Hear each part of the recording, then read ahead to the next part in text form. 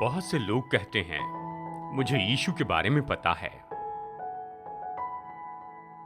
शायद आप यीशु के बारे में जानते हैं, लेकिन क्या आप यीशु को जानते हैं? क्या आप उसे व्यक्तिगत रूप में जानते हैं? यीशु का अध्ययन जैसे नए नियम के वचनों में हम पर प्रकट किया गया है, ये दिखाता है कि वो केवल एक मनुष्य से बहुत बढ़कर है,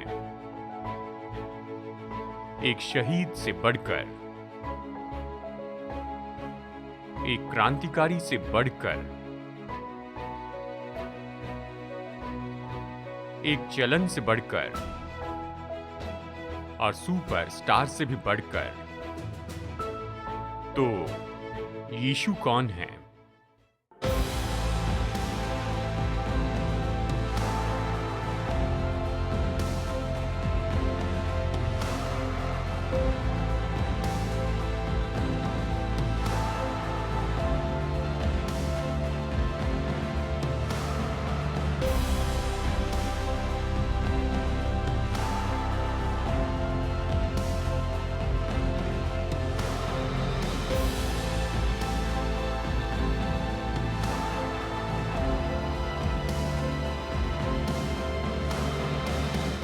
यीशु युगों का वो भेद है और इतिहास का आश्चर्य है।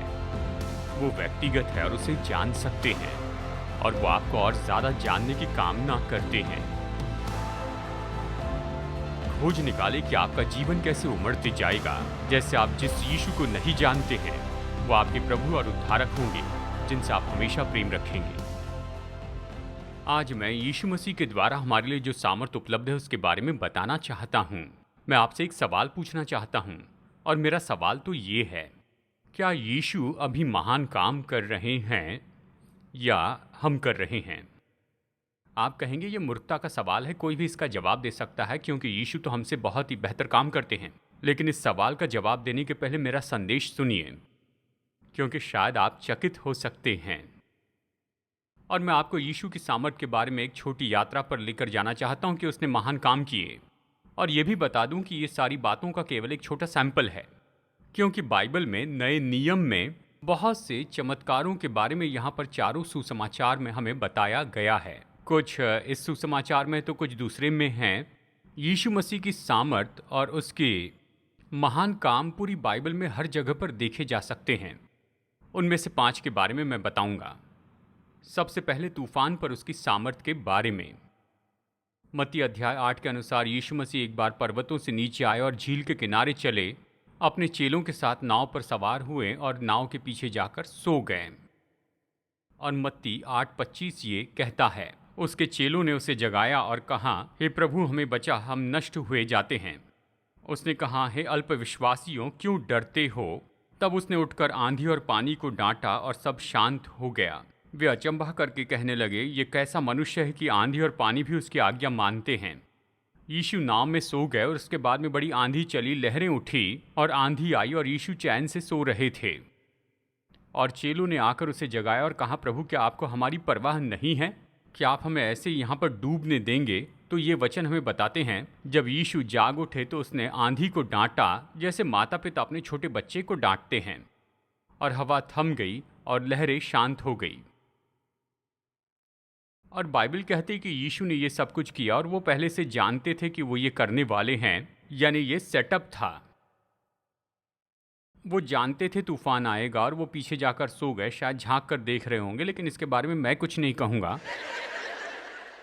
और उस तूफान के बीच में उसने अपने चेलों को सिखाया कि चाहे तूफान कितना भी बड़ा हो, अगर नाव में तुम्हारे साथ यीशु है तो चिंता मत करो। वो सब पर नियंत्रण करते हैं। तूफान पर उसकी सामर्थ है। चलिए कमी घटी पर उसकी सामर्थ के बारे में देखते हैं। हाँ, मुझे ये शब्द पसंद है, कमी घटी। ये बताता है कि जीवन कैसा है। हमारे पास पर्याप्त पैसे नहीं, हमारे पास काफ़ी समय नहीं, हमारे पास जगह नहीं है, हमारे पास ये और वो नहीं। अपनी सूची बना सकते हैं। जिंदगी ऐसी है कि पर्याप्त नहीं है, चाहे जो भी आपके पास हो, लेकिन कुछ होता है जो नहीं है। शायद उतनी शक्ति ना हो, आप सहमत होंगे। लेकिन यीशु ऐसे हैं जिसके पास कमी घटी पर सामर्थ है। देखिए, 4 सुसमाचार में एक ऐसा चमत्कार लिखा गया है जहां पर प्रभु यीशु ने 5,000 पुरुषों को भोजन दिया था। ये भीड़ यीशु के पीछे गलील के पहाड़ों पर आ रही थी और एक दिन उसने देखा कि वो उसके पीछे चले आ रहे हैं और उनके पास खाने के लिए कुछ नहीं, वो भूखे हैं। और उसने अपने चेले फिलिपुस से पूछा कि हमें इतनी रोटी कहाँ पर मिलेगी कि ये सब खा सकें। वो फिलिपुस को जांच रहे थे क्योंकि बाइबल कहती थी वो जानते थे कि क्या करेंगे। लेकिन अंद्रियास ने कहा, मुझे पता नहीं ये भोजन कहाँ से मिलेगा, लेकिन चलो मैं बता दूं मुझे क्या पता है। एक छोटा लड़का है जिसके पास में 5 रोटी और 2 मछलियां हैं, लेकिन इतने लोगों में वो क्या है? यीशु ने कहा, उसे मेरे पास लाओ। तो छोटा बच्चा अपना छोटा लंच लेकर आया और यीशु ने रोटी और मछली को देखकर स्वर्ग की ओर देखकर आशीष दी और वो उसे तोड़ने लगे और अपने चेलों को वहां पर बांटने लग गए। उसने सभी लोगों को वहां पर 50-50 के झुंड में बैठाया और चेले इन सभी लोगों को भोजन देते चले गए। उनके पास छोटा लंच था और जितना देते गए उतना ज्यादा पाते गए। ये कभी न खत्म होने वाला स्रोत था। और बाइबल कहती सबने पेट भर के भोजन किया और उसके बाद भी 12 टोकरियां बच गई। मैं इसे नहीं समझ पाया। फिर एक दिन मुझ पर यह बात उदय हुई कि 12 चेले थे, खाने के लिए कुछ नहीं था, तो ये अपने घर लेकर गए। ये बाइबल में नहीं है, लेकिन मैं ये सोचता हूँ। यही बात बहुत ही दिलचस्प है। यूहन्ना 6:6 कहता है, क्योंकि वो आप जानता था कि वो क्या करेगा। और जैसे NIV कहती है कि उसके मन में वो जानता था कि वो क्या करेगा। क्या आप जानते हैं कि बाइबल कहती है कि तुम्हारे स्वर्गीय पिता को पता है कि तुम्हें इन सारी चीज़ों की ज़रूरत है? जब आप प्रार्थना करते हैं तो आप यीशु को नई जानकारी नहीं दे रहे हैं। यदि आप कहें अगर वो जानते हैं तो मैं प्रार्थना क्यों करूं, तो चलिए इसका जवाब दे दूं, क्योंकि उसने प्रार्थना की आज्ञा दी है, तो प्रार्थना करें। लेकिन जानिए, जब आप प्रार्थना करते हैं, विनती लाते हैं, तो वो जानते हैं कि उसे क्या करना है। याद रखिए, यीशु के बारे में हमने सीखा कि वो अनंत काल की उपस्थिति में है। उसे किसी जगह पर जाकर अनुमान नहीं लगाना है कि भविष्य में क्या करना है, क्योंकि उसका भविष्य वर्तमान में है। वो जानते हैं कि क्या करना है, बिल्कुल उस दिन के जैसे उस पहाड़ पर। इसके पहले कि फिलिपुस कहे, प्रभु हम क्या करें, हमारे पास भोजन नहीं, अंद्रियास ने कहा ये लंच है। यीशु जानते थे कि वो क्या करने वाले हैं। वो चेलों को सिखा रहे थे कि उस पर कैसे भरोसा रखें। इस कमी घटी के समय में प्रभु यीशु के पास कमी घटी पर भी सामर्थ है। शायद आपके पास काफी पैसा नहीं, लेकिन वो जानते हैं। शायद आपके पास उतनी शक्ति नहीं, वो जानते हैं। शायद आपके पास उतनी जगह नहीं, वो जानते हैं। शायद बहुत सी चीजें आपके पास नहीं, लेकिन यीशु जानते हैं कि आपके पास किस बात की कमी है। इसके बावजूद हम देखते हैं कि उस दिन वो उस नाव में थे, जैसे उस दिन वो उस पहाड़ पर थे। वो जानते हैं आपकी क्या ज़रूरत है और वो मदद के लिए तैयार हैं। और ये तीसरी बात है, तूफान पर सामर्थ है, कमी घटी पर सामर्थ, बीमारी पर सामर्थ। मैं इसकी गवाही दे सकता हूँ। यीशु जब इस पृथ्वी पर थे तो बीमारी के ऊपर सामर्थ का उसने अनुभव किया। और इसके बारे में एक बात दिलचस्प है, जैसे आप इन सारे लेखों को पढ़ते हैं, उसके पास कोई एक खास तरीका नहीं था। आप कभी ये नहीं कह सकते कि अगर ऐसा करेंगे तो आप चंगाई पाएंगे। उदाहरण के लिए यूहन्ना 4:50 में यीशु ने उस व्यक्ति के बेटे को चंगाई दी और उससे कहा कि जा, तेरा बेटा चंगा हुआ। इस तरह से उसने उस व्यक्ति से कहा। कई मील दूरी पर उसका बेटा ऐसे ही चंगा हो गया। उसने पतरस की सास का हाथ पकड़ा। उसे ज्वर था और बाइबल कहती है कि उसका तापमान बिल्कुल सामान्य हो गया। उसने हाथ बढ़ाया और एक कोड़ी को छू लिया और तुरंत ही उसकी चमड़ी बिल्कुल चंगी हो गई। मत्ती 9:29 में यीशु ने 2 अंधों की आंखों को छुआ और तुरंत ही वो 20/20 विजन पाए। मरकुस 7 में उसने बहरे के कान में अपनी उंगली डाली और अचानक बहरा अच्छे से सुनने लग गया। और यूहन्ना 9 में उसने भूमि पर थूका और उससे कीचड़ बनाया। अपने उस थूक से उसने कीचड़ बनाया और अंधे की आंख पर उसने उसे लगाया और उससे कहा कि शलोम के हौदी में से धो लेना। और उस व्यक्ति ने ऐसे किया और देखते हुए लौटा। लूका 13 में यीशु ने एक स्त्री पर अपना हाथ रखा जो कि कुबड़ी थी, जिससे वो 18 साल से परेशान थी, और उसने उससे कहा, हे नारी, तू अपनी दुर्बलता से छूट गई। और तुरंत वो पूरी तरह से सीधी हो गई। लूका 17 में 10 कोढ़ी यीशु से चंगाई पाने के लिए पुकारने लगे और यीशु ने कहा, जाओ अपने आप को याजक को दिखाओ। और हाल ही में हमने इस पर चर्चा की। याजक चंगाई नहीं देते, याजक बस ये कहते हैं कि हाँ ये चंगे हो गए हैं। बाइबल कहती याजक के पास जाते जाते मार्ग में वो चंगे हुए। याजक के सामने खड़े हुए तो उसने कहा, तुम शुद्ध हो गए हो। शायद एक बहुत ही अद्भुत चमत्कार जो कि मुझे बहुत पसंद है। मुझे पता नहीं ये कहानी मुझे क्यों पसंद है। पतरस ने गत्समनी के बाग में अपनी तलवार चलाई और महायाजक के दास का कान काट दिया। जब उसने देखा कि वो यीशु के साथ में क्या करने वाले, तो उसने अपनी तलवार निकाली और यीशु को पकड़ने के लिए आने वाले व्यक्ति का कान काट दिया। और यीशु मसीह ने उस मनुष्य के सिर को छुआ और तुरंत ही उस व्यक्ति का कान पूरी तरह से वहां पर जुड़ गया। मैं आपसे सच कहूं, टीवी पर मैंने ऐसा बहुत कुछ देखा, लेकिन इसके जैसा कुछ भी नहीं देखा। कोई ऐसा नहीं कर सकता है, केवल यीशु ही कर सकते हैं। यीशु ने सुसमाचार में जिन लोगों को चंगाई दी, गौर से सुनिए, उन सभी लोगों को जिन्हें यीशु ने चंगाई दी, आखिरकार वो बीमार हुए और वो बूढ़े हुए और मर गए। ये चंगाई हमेशा की नहीं थी, लेकिन यीशु के पास बीमारी पर अधिकार था। तो एक दिन वो महिमा में हमें फिर से जिलाएंगे और हमारी देह ऐसी होगी जिसकी उम्र नहीं बढ़ेगी, और हम जानेंगे, विश्वास से जानेंगे कि इस देह में जो दुख हमने उठाए हैं वो तो उस आने वाली महिमा की तुलना में कुछ नहीं। शायद सबसे महान काम जो यीशु ने किया, बहुत से लोग सोचते हैं ये पृथ्वी पर उसका महान पल था। उसके क्रूसीकरण को छोड़ एक दिन उसका एक मित्र लाजर बीमार पड़ा और वो मर गया। बाइबल कहती है उसे मरकर समय हो गया था और बदबू आ रही थी। वो पुराने किंग जेम्स में बताया गया है। हमारे पास नया किंग जेम्स है जो अच्छे से बताता है। लेकिन यीशु ने ये नहीं कहा था कि लाजर की बीमारी में मृत्यु होगी। उसने कहा वो मृत्यु में नाश नहीं होगा। उसने कहा यह ऐसा मौका होगा कि परमेश्वर को महिमा मिलेगी। तो एक दिन उसके कब्र के बाहर खड़े रहकर उसने कहा, लाजर बाहर आ। अगर उसने लाजर नहीं कहा होता तो उस कब्र में जितने भी मरे हुए थे सब बाहर आते। इसलिए उसने उसका नाम लेकर पुकारा, क्योंकि एक दिन जब वो वापस आएंगे और तुरही फूकी जाएगी और हम सब कब्र से बाहर आएंगे अगर उसके आने के पहले हम मरते हैं तो। यीशु के पुनरुत्थान के कारण हम प्रतिज्ञा का दावा कर सकते हैं। शायद हम यहाँ पर भले चंगे ना हो, लेकिन वहाँ पर भले चंगे होंगे। आमीन। एक दिन हमारे पास सिद्ध देह होगी। मैं इस बात के बारे में हमेशा सोचता हूँ कि जब हम स्वर्ग में जाएंगे तो हमें बहुत कुछ बदलाव होंगे। क्या ये अद्भुत नहीं? यानी उसके पास तूफानों पर सामर्थ है, कमी घटी पर सामर्थ है, बीमारी पर सामर्थ है और शैतान पर सामर्थ है। एक दिन शैतान ने उसकी परीक्षा की, 3 बार उसकी परीक्षा की। शैतान ने ऐसा क्यों किया? वो चाहता था कि सुसमाचार को भटका दे, छुटकारे की योजना को बर्बाद करे और यीशु को अपने अनंत काल के काम शारीरिकता में होकर करने दें, कि उस पर नियंत्रण ले जिस पर उसका पहले से ही समय में नियंत्रण है। शैतान ने परीक्षा की और यीशु मसीह वहां पर उससे बुद्धिमत्ता के साथ बहस नहीं कर रहे थे। उसने वो काम नहीं किए जो हम सामान्य रूप में सोचते हैं कि वो किए। उसने कहा शैतान ये लिखा है, और फिर उसने वो वचन बताया। 3 बार शैतान ने उसकी परीक्षा की, 3 बार यीशु ने वचन कहे। मैं इस बात से चकित होता हूं कि ये तीनों वचन हमारे बहुत ही विख्यात और प्रेमी डिवोशन की किताब व्यवस्था विवरण से हैं। सुनिए जरा, पिछली बार व्यवस्था विवरण से कब बताया था? यीशु ने बताया, और ये सामर्थी वचन थे। और बाइबल कहती कि शैतान उसे छोड़कर चला गया और स्वर्गदूतों ने आकर उसकी सेवा की। देखिए, शैतान यीशु की शुद्धता को पार नहीं कर सका। वो परमेश्वर के पुत्र की पवित्रता बदल नहीं पाया। शैतान तो यीशु की पवित्रता नाश नहीं कर पाया और साथ ही वो उसके अधिकार का इनकार नहीं कर पाया। निश्चय ही यीशु की परीक्षा होने के बाद हमें बताया गया कि निश्चय ही जो गिरी हुई आत्माएं थी, दुष्ट आत्माओं ने उसे घेर लिया।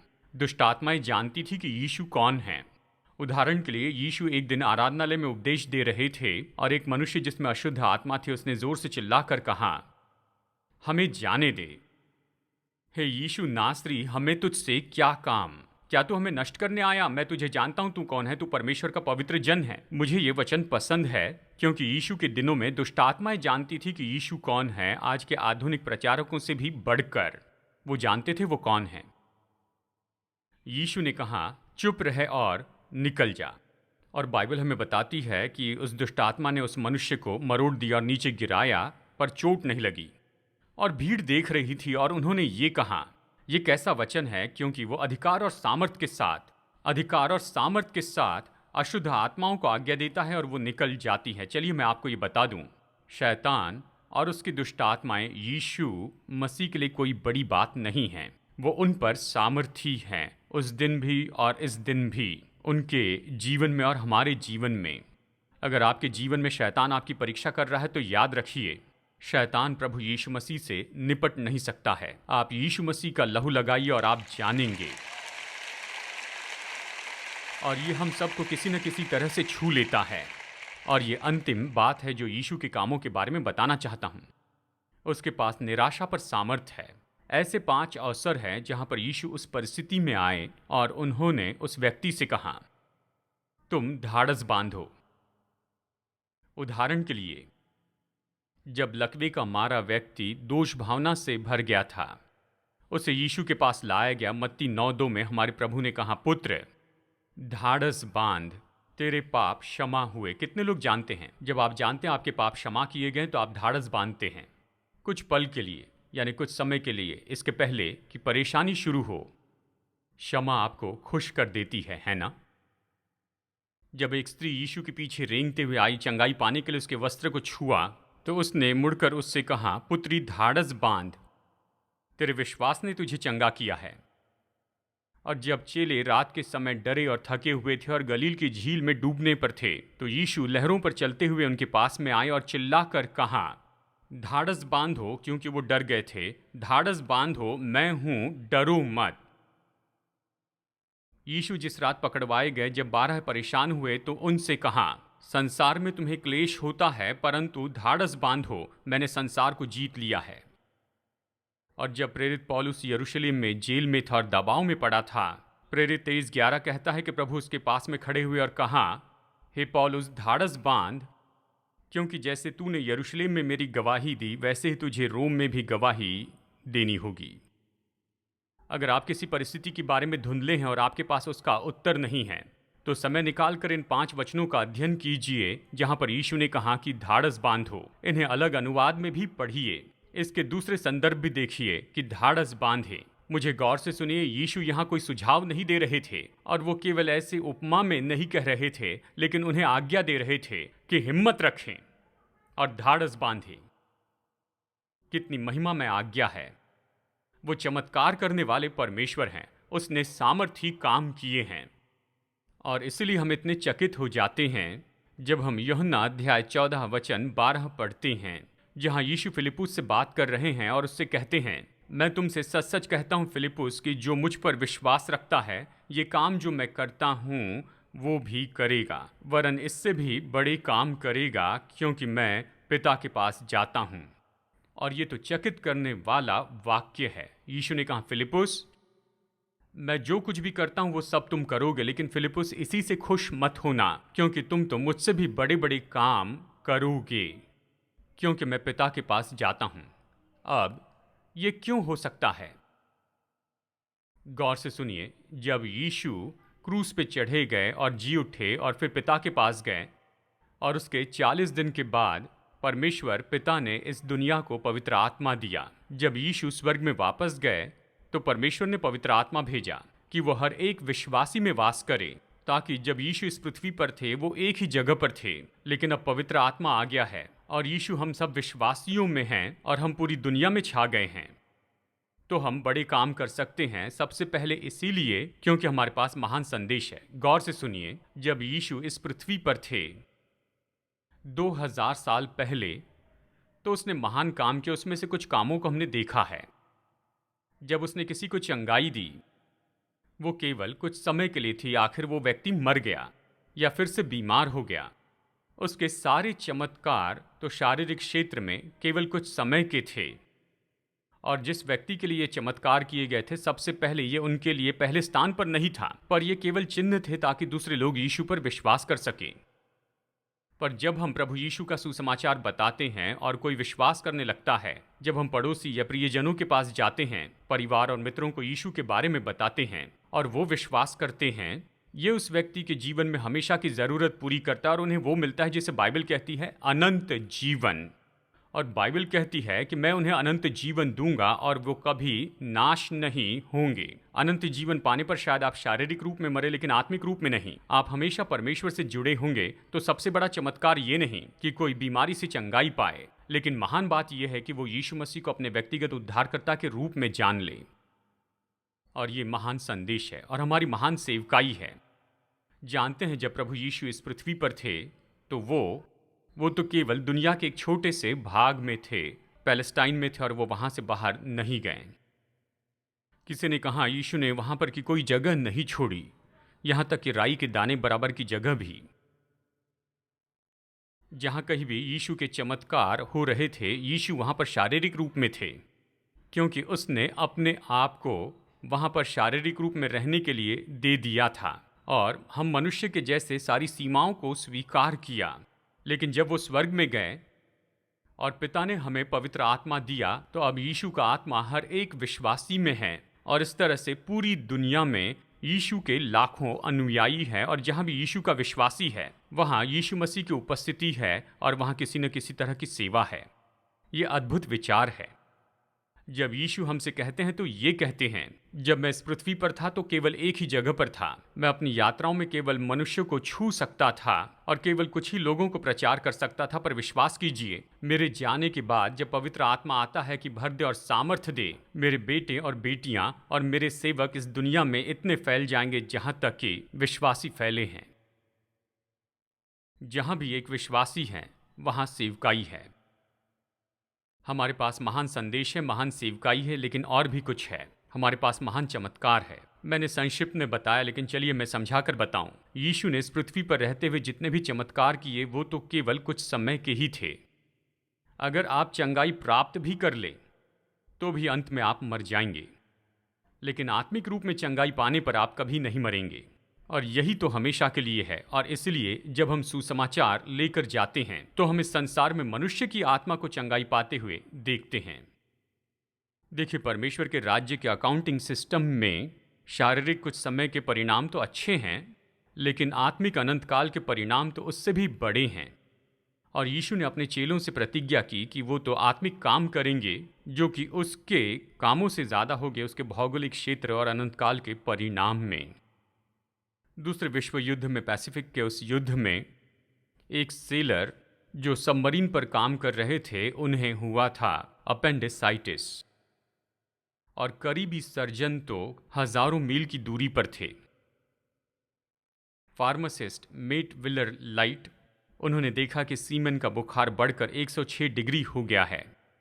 उनकी एकमात्र आशा तो ऑपरेशन थी। तो लाइट्स ने उनसे कहा, मैंने डॉक्टर को ये करते हुए देखा है, मुझे लगता है मैं कर पाऊंगा, आप क्या कहते हैं? जी हाँ, सही कहा। शायद सवाल होगा कि आप क्या कहेंगे। उस सेलर ने जाना कि दूसरा कोई पर्याय नहीं है, तो उसने मान लिया।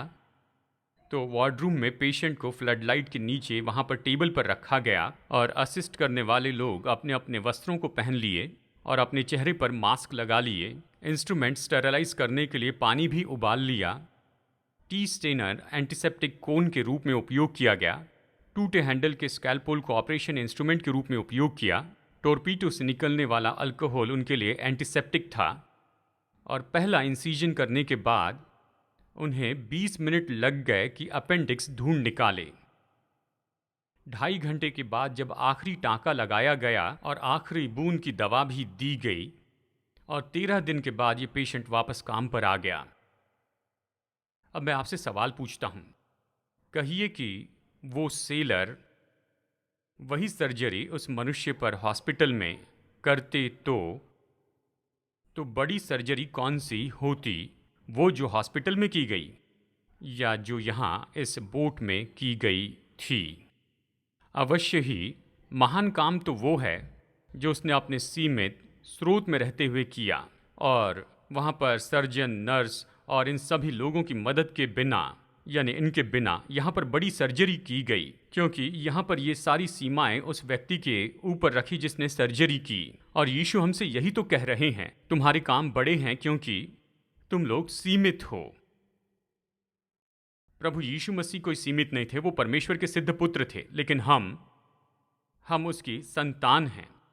पर हमारी कमजोरी में परमेश्वर हमारा उपयोग करते हैं और वो अपने काम हमारे द्वारा करते हैं। और ये तो सच में अद्भुत बात है कि मैं किसी के पास जाकर उन्हें यीशु के बारे में बता सकता हूँ, जैसे कई बार बताया है, और इतने सालों में मैंने देखा कि उनका जीवन बड़े अद्भुत रीति से बदल गया है।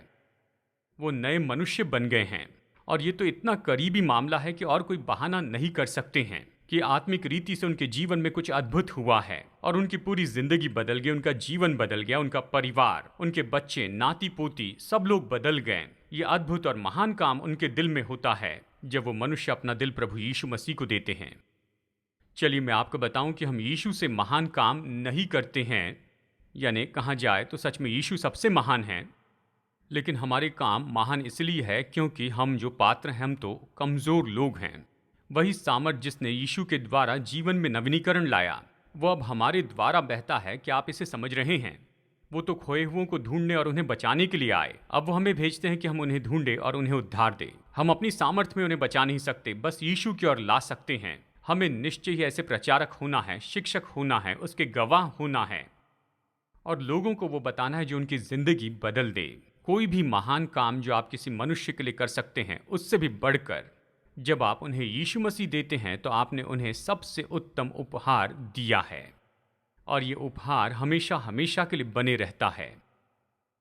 हम यीशु से बड़े बड़े काम करते, इसके कारण उसके काम ऐसे घटते नहीं हैं, ये तो उसे और बढ़ाते हैं। उसने केवल अपने आप ही ये काम नहीं किए, लेकिन उसने ये काम हम में भी किए हैं।